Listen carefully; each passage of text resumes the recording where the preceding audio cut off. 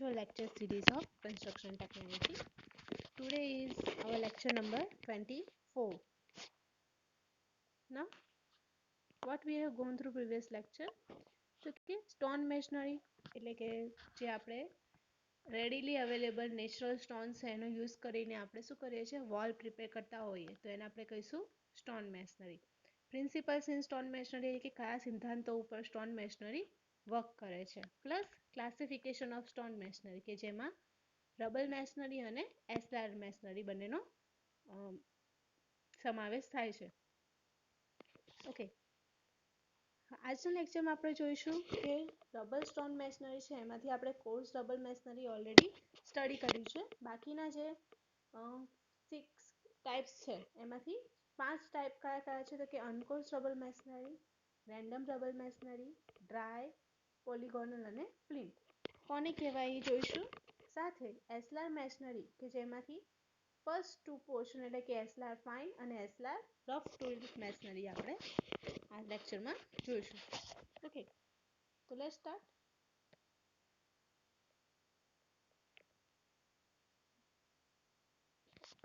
Okay, uncoursed rubble masonry. તો અહીંયા સૌથી પહેલા ક્વેશ્ચન એ થાય કે વોટ ઇઝ અનકોર્સ. અનકોર્સ એટલે કેવું કે આપણે ઓલવેઝ શું કરતા હોઈએ કે કોઈ પણ કન્સ્ટ્રક્શન કરતા હોય તો એને એક લેયર વાઇઝ લેયરમાં કરતા હોય, બરાબર. જેમ કે બ્રિક મેશનરી છે તો એને આપણે એક જ કોર્સમાં એક સરખી હાઈટ આપણને મળી રહે, બીકોઝ આપણે એને પ્રોપરલી સાઇટ પર કાં તો ઓફ સાઇડ આપણે એને બનાવીને પછી લાવીએ છીએ, બરાબર. એક જ સરખી રીતે બનેલી હોય, એની સાઇઝમાં બિલકુલ ફેર હોય નહીં, બીકોઝ એના માટે આપણે મોલ્ડ પ્રોપર યુઝ કરીને બનાવીએ છીએ.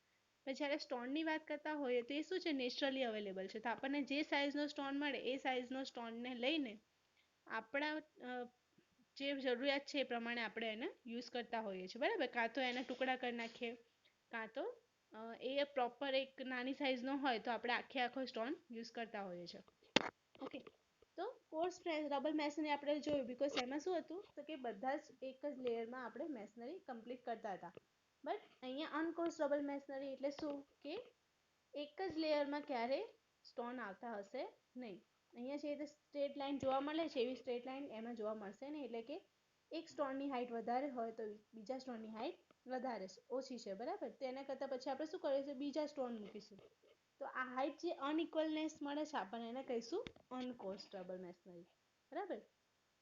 આ પ્રકારના ચણતરમાં પથ્થરોને ડ્રેસિંગ કરવામાં આવતું નથી. ડ્રેસિંગ એટલે કે એને પ્રોપર શેપ આપવામાં આવતો નથી, પરંતુ ખાણમાંથી મેળવેલા પથ્થરોના ખૂણાઓ હથોડાની મદદથી દૂર કરવામાં આવે છે. ખાલી આપણે શું કરીએ છીએ તો કે જે એંગલ છે પથ્થરોના એને આપણે કટ કરી નાખીએ છીએ કે જેનાથી પ્રોપર એક બાજુ એક રીતે આપણે સ્ટોન્સને ગોઠવી શકીએ. જો એંગલ હશે તો બાજુમાં આપણે પ્રોપરલી ગોઠવી શકશું નહીં.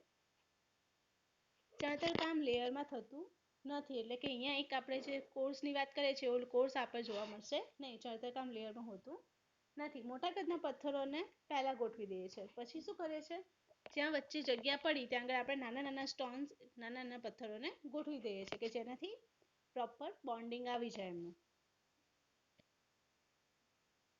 દરેક 40 સેન્ટીમીટરથી 50 સેન્ટીમીટરની ઊંચાઈ સરખી કરવામાં આવે છે. એટલે અહીંયા શું કરશું આપણે કે એક સ્ટોન ગોઠવી દીધો, બીજો સ્ટોન ગોઠવી દીધો. હવે શું કરશું, ઉપરા ઉપરી કરતાં કરતાં 40 સેન્ટીમીટરથી જેટલી હાઇટ થઈ જાય એટલે પછી અહીંયા આગળ એની હાઇટને સેમ કરી દઈશું, બરાબર. તે ટાઈપનું આપણે કન્સ્ટ્રક્શન કરીએ છીએ કે જેનાથી એટલી 40 સેન્ટીમીટરની હાઇટ થઈ, વધારે હાઇટ થઈ ગઈ એટલે શું થઈ ગયું, ત્યાં આગળ એને એક પ્રોપર બેડની જરૂર પડે, એટલા માટે ત્યાં આગળ આપણે એને સરખું કરીએ છીએ.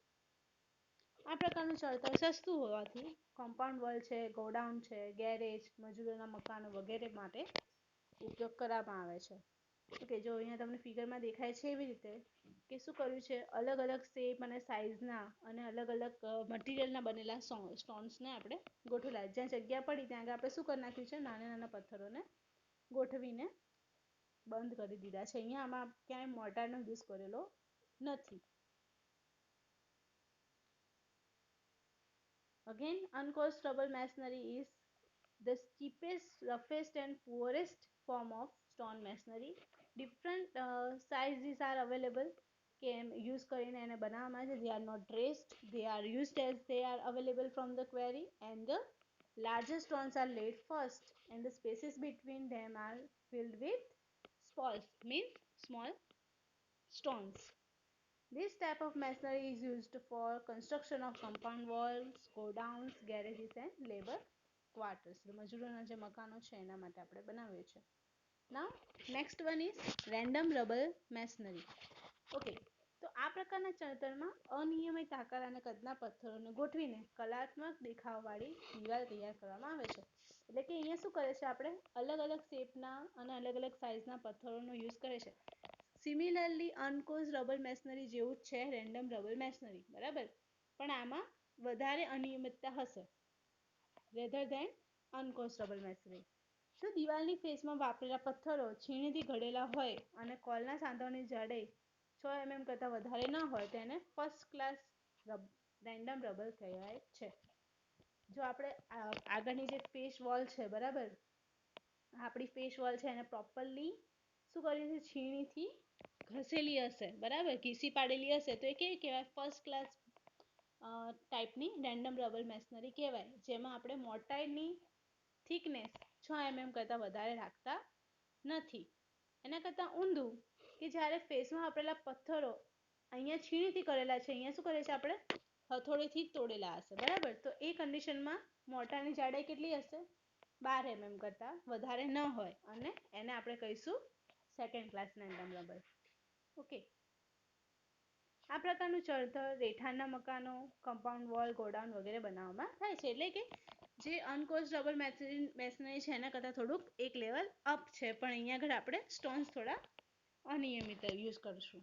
ફિગરમાં જોઈએ તો જો અહીંયા આગળ સેક્શનમાં જોઈએ છે, સેક્શન એટલે કે વચ્ચેનો પોર્શન, તો તમને દેખાય છે એક સ્ટોનની લંબાઈ વધારે છે, એક સ્ટોનની લંબાઈ ઓછી છે. સામેની સાઈડથી જોઈએ તો આપણને એકદમ પ્રોપરલી કરેલા એવા સ્ટોન્સ દેખાય છે, બરાબર, તો એને આપણે કહીશું રેન્ડમ રબર. પણ એક સ્ટોન સેમ સાઇઝના કે સેમ શેપના હશે નહીં.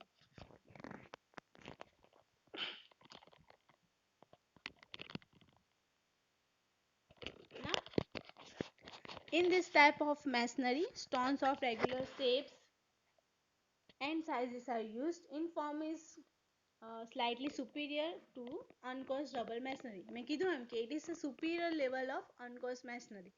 The stones used in the work are hammer or chisel dressed. બરાબર, એને કાં તો હેમર કરેલા હશે, કાં તો છીણી વડે તોડેલા હશે. If face stones are chisel dressed and the thickness of mortar does not exceed 6 mm, then it is known as first class random rubber masonry. Sort 1. And if face stones are hammer dressed, the thickness of mortar joints does not exceed 12 mm, it is known as random rubber masonry sort 2. Where it can be used for the construction of residential buildings, compound walls, godowns, etc.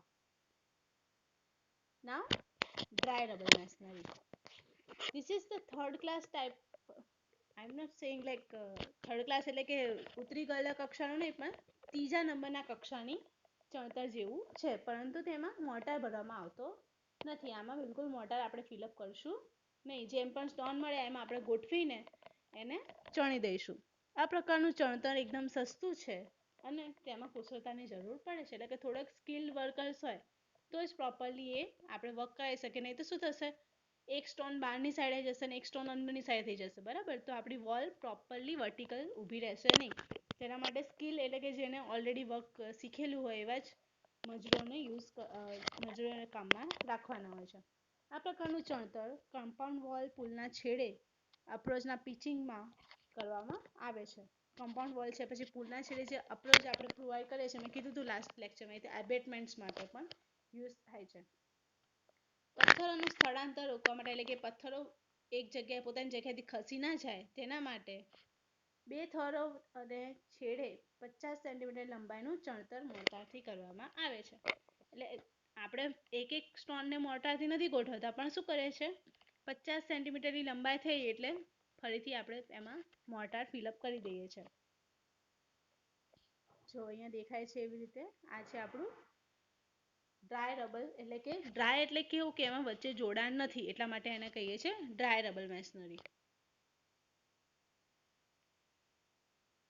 This type of masonry used in the construction of retaining walls, pitching earthen dams, and canal slopes in the form of random double masonry without mortar, which is a third class type of wall. The hollow spaces formed around stones should be tightly packed with smaller stone pieces, and every through stones are provided each course at an interval of 2 meter. Now polygonal. આ પ્રકારના poly મતલબ કે એક કરતા વધારે એના angles પડતા હોય એ જેને કહીએ છીએ પોલીગોન. બરાબર, તો આપણે સ્ટોનને શું કર્યું છે, ડિફરન્ટ એંગલ્સમાં કટ કરી દીધા છે. કાં તો પેન્ટાગોન હોય, કાં તો હેક્ઝાગોન હોય, ઓક્ટાગોન હોય. બરાબર, તો એ ટાઈપના શેપ બનતા હોય તો એને આપણે કહીશું પોલીગોનલ. ચતુષ્કોણ હોઈ શકે, લંબચોરસ હોઈ શકે. પથ્થરો હેમર ડ્રેસ કરેલા હોય છે, જેનો હેમરનો યુઝ કરીને એને શું કરેલા હોય છે, પ્રોપર શેપ આપેલો હોય છે. સપાટીમાં વપરાતા પથ્થરોને અનિયમિત બહુકોણના આકારમાં ઘડેલા હોય છે. પોલીગોનલ મતલબ કે બહુકોણ, જેથી સપાટી પર સાંધાઓ અનિયમિત રીતે બધી દિશામાં જતા દેખાય છે. એટલે શું દેખાય આપણને, એક આપણું પોલીગોન આપણે આ ટાઈપનું મૂકેલું હોય. બરાબર, તો એક મોટર આપણે અહીંયા ફિલઅપ કરેલું હશે, બીજી વખત મોટર અહીંયા ફિલઅપ કરેલું હશે, તો આપણને અનિયમિત રીતે બધી દિશામાં જતા સાંધાઓ દેખાતા હોય. આમાં આ પ્રકારના ચણતર માટે વધારે કૌશલ્યની જરૂર પડે છે. બીકોઝ કેવું કામ છે આમાં, તો કે એકની હાઈટ વધારે હશે, એકની હાઈટ ઓછી હશે. બરાબર, પ્રોપર એને એક સરખો શેપ તો હશે નહીં, એટલા માટે એને વધારે કૌશલ્યની એટલે કે વધારે સ્કિલ લેવલની જરૂર પડે છે એમાં. અહીંયા દેખાય છે એ રીતે કે ડિફરન્ટ એંગલ્સ વાળા સ્ટોન્સનો આપણે યુઝ કરેલો છે, અને બધાને મોટાઈ ભરવાની જગ્યા અને દિશા અલગ અલગ છે. In this type of masonry, the stones are roughly traced to an irregular polygonal shape. The stones should be so arranged as to avoid long vertical joints in face work. The face joints are seen running in irregular fashion in all directions. More skill is required in the construction of this type of masonry. So, last one is flint rubble masonry.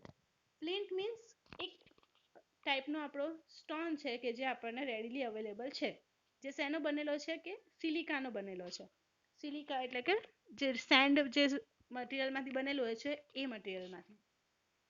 તે 80 mm થી 150 mm જાડાઈનો અને 150 થી 300 mm લંબાઈનો હોય છે. બરાબર, અહીંયા આગળ શું હશે તો કે એની થિકનેસ અને એની જાડાઈ ફિક્સ હશે. કેટલાની વચ્ચે, તો કે જનરલી એની લંબાઈ વધારે હોય છે એની હાઈટ કરતાં, એટલે કે એની જાડાઈ કરતાં એની લંબાઈ ઓલવેઝ ડબલ કાં તો વધારે હોય છે.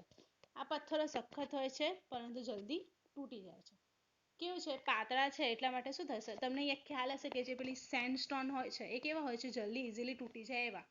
બરાબર, તો એવી જ ટાઈપનું ફ્લિન્ટ રબર મેસનરીમાં થાય છે કે હોય તો હાર્ડ પણ એ જલ્દી તૂટી શકે એવા હોય. સપાટી પરની પથ્થરોની ગોઠવણ સ્તરીય કે સ્તરીય વગરની હોઈ શકે. બરાબર, એટલે કે કોર્સ પણ હોઈ શકે કાં તો અનકોર્સ પણ હોઈ શકે, અલગ અલગ શેપમાં પણ હોઈ શકે. ફ્લિન્ટ વોલની મજબૂતી વધારવા માટે 1 થી 2 મીટરના અંતરે ઈંટો કે લાંબા પથ્થરોની લેસિંગ કોર્સ મૂકવામાં આવે છે. એટલે કે જેમ 1 થી 2 મીટરે જઈએ આપણે એટલે શું કરીએ છીએ, અહીંયા આગળ જો અહીંયા એક લાંબા પથ્થરોની લેસિંગ કોર્સ મૂકવામાં આવે છે, એટલે કે એને શું મળી ગયું, એક સરખું લેયર મળી ગયું. બરાબર, આ વચ્ચેનો આપણને સેક્શન એટલે કે જ્યારે આપણે વચ્ચેના પોર્શનમાંથી કટ કરીને જોતા હોઈએ ત્યારની વસ્તુ છે.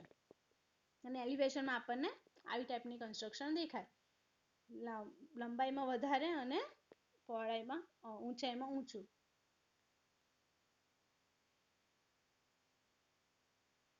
Flint rubble masonry, again this type of masonry is used in the areas where the flint is available in plenty. Flint જ્યાં આગળ readily available હોય એવી જગ્યાએ આપણે આ ટાઈપની rubble masonry કરીએ છીએ. The flint stones varying in thickness from 8 cm to 15 cm, in length 15 to 30 cm are arranged in the facing in the form of coursed or uncoursed. As I have said earlier that coursed and uncoursed, both kinds of masonry work is used for this kind of rubble masonry. The joints are slightly racked back with pointed stick to improve the appearance. Okay, slightly racked back. That means If we are providing this kind of stones, then we will be providing between a space at the joining.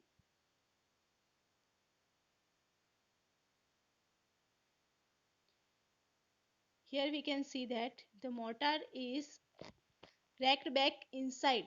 Okay, the stones are imposed outside and the mortar filled is inside. So that is the plain double masonry. Now aslar masonry. અહીંયા હતું આપણું double masonry સુધી complete કર્યું. હવે છીએ આપણે એસ્લાર મેશનરીમાં. તો the work built from carefully dressed stones with accurate bedding and jointing is termed as aslar masonry. હવે અહીંયા aslar masonry કોને કહીએ છે? તો કે જે સ્ટોન્સ ને આપણે એક્યુરેટલી ડ્રેસ કરેલા હોય, ડ્રેસ એટલે કે ચીઝલ કરેલા કાં તો છીણી વડે એને ઘસેલા હોય વિથ એક્યુરેટ બેડિંગ અને જોઈન્ટિંગ. એક્યુરેટ એનું આપણે શું કરેલું છે? બેડિંગ એટલે કે એનું જે નીચેનું સ્તર જે આપણને મળે એક્યુરેટ હોરિઝોન્ટલ હોય અને જોઈન્ટિંગ પર એક્યુરેટ વર્ટિકલ હોય. બરાબર, એટલે કે બ્રિકમાં જે ટાઈપનું આપણે મોર્ટાર ફિલિંગ કરીએ છીએ, બરાબર, કન્સ્ટ્રક્શન કરીએ છીએ એ પ્રકારનું જ એસ્લાર મેશનરી છે. પણ અહીંયા બ્રિકની જગ્યાએ શું કરીશું? સ્ટોન્સનો યુઝ કરીશું. Square or rectangular blocks of stones of height 25 to 30 centimeters are used in this masonry.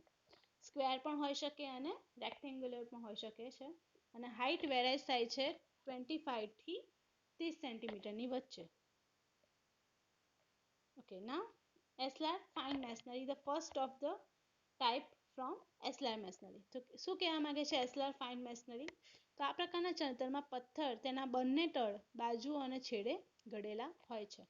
બરાબર, બંને તળ એટલે કે એના જે લેયર આપણો જે પથ્થર છે, બરાબર, એના ઉપરની સાઈડથી પણ અને નીચેની સાઈડથી પણ, પ્લસ એની બંને સાઈડથી પણ એને શું કરેલા હોય છે? ઘસેલા હશે, ઘડેલા હશે. એટલા માટે એને કહીએ છીએ એસ્લાર ફાઇન મેશનરી. સ્તરની ઊંચાઈ 30 સેન્ટીમીટરથી વધતી નથી. જે કોર્સ છે એનો કેટલો હોય છે? તો કે 30 સેન્ટીમીટર જેટલી હાઇટનો. બધા સ્તરની ઊંચાઈ એક સરખી રાખવામાં આવે છે, જેમ બ્રિકમાં આપણે કરીએ છીએ એવી રીતે. અને મોટાના સાંધાઓની જાડાઈ 3 mm થી વધારે થતી નથી. એટલે પ્રોપર આપણે ઓછી થિકનેસ વાળું મોટાર એમાં ફિલઅપ કરીએ છીએ. દેખાવ આકર્ષક પરંતુ ખર્ચાળ છે, બીકોઝ ટાઈમ પણ એટલું રહે છે અને જે આપણે ડ્રેસિંગ કરવાનું છે એમાં ખર્ચો પણ વધારે થાય છે. બરાબર, જો અહીંયા તમને દેખાય છે એકદમ પ્રોપર શેપમાં ચેસ કરેલા આપણને એસ્લાર ફાઇન મેશનરી દેખાય છે. In this type of masonry, the beds, faces and sides of stones are finely chisel dressed. The stones arranged in proper bond and the thickness of the mortar joints does not exceed 3 mm. The height of the courses is never less than 30 cm and generally the courses are kept of the same height. This type of construction gives perfectly smooth appearance, but it is costly in construction. Rather, it is really attractive in the appearance, but it is also costly at same time.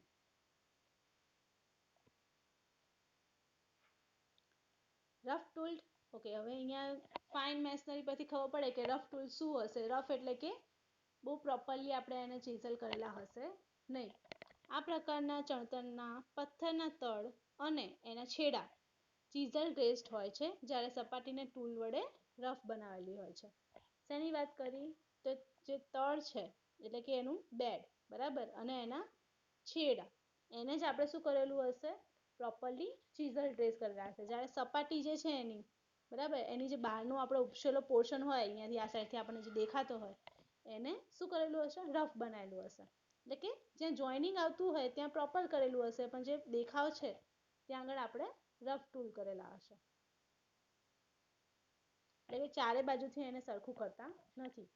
બહાર દેખાતી face પથ્થરોની ચારે કિનારે 25 mm પહોળી પટ્ટી છીણી વડે બનાવવામાં આવે છે, જ્યારે વચ્ચેના ભાગને ટૂલ વડે રફ કરવામાં આવે છે. શું કર્યું અહીંયા આગળ? તો કે ફેસ પર પથ્થરોની ચારે કિનારે શું કર્યું? 25 mm પહોળી પટ્ટી છીણી વડે બનાવવામાં આવે છે. એટલે શું કર્યું? બધાની વિડ્થ આપણે 25 mm ની કરી દીધી સાઇડ્સમાંથી, તો સામેનો વચ્ચેનો જે ભાગ છે એને શું કરે છે ખાલી ટૂલ વડે રફ કરી દઈએ છે.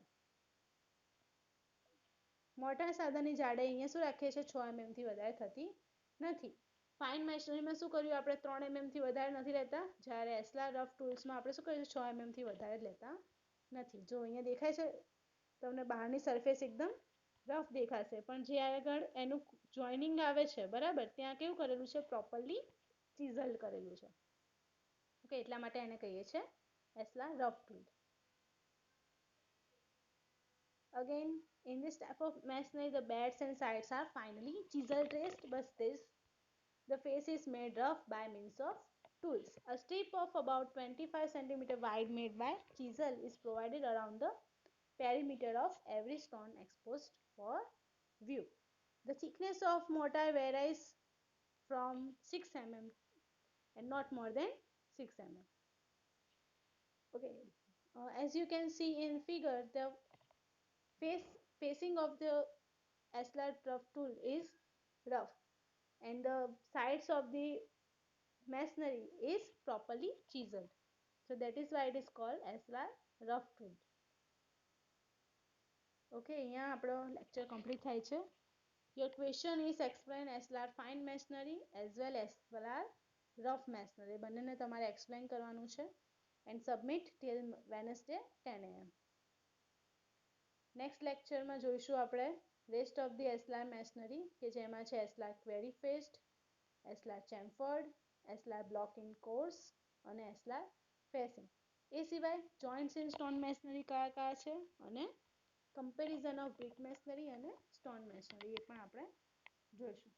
ત્યાં સુધી જય શ્રી સ્વામિનારાયણ, સાઇનિંગ ઓફ.